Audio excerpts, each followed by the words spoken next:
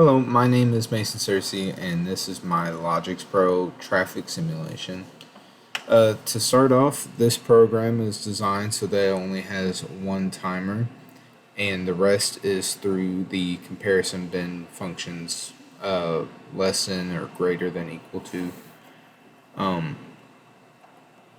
So this first line is just my master timer, and this is 2 cycles, right? So it goes through the right and then it goes through the left, all right? And then it just goes on until it stops, or I stop it, or close the program. So that whole 2 cycles takes up 200 or 26 seconds. 12 of them are for the regular timers. 12 seconds or 13 seconds for each red light, 1 second for both of them twice. So there's ample time for these drivers to stop and not crash into each other. I have it all spaced out in these first 6-7 timers, or not timers, but comparisons here.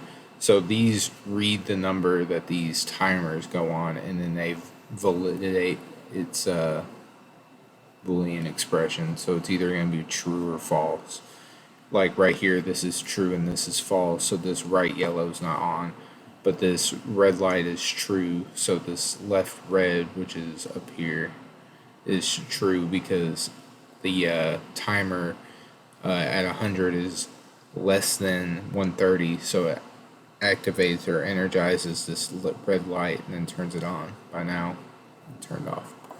This down here is my pride and joy.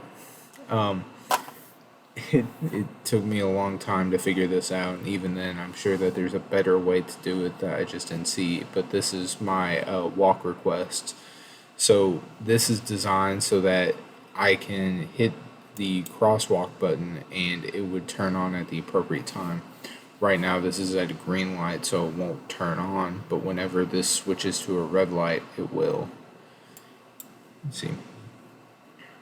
I'll do it again on this one just because I clicked right at the last second there.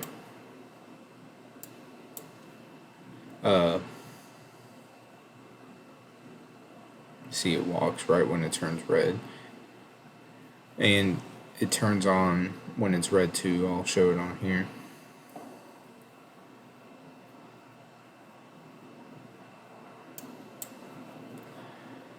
How this works is because of 3 combinations. Either you press it when the red light's on, the yellow light's on, or green light's on.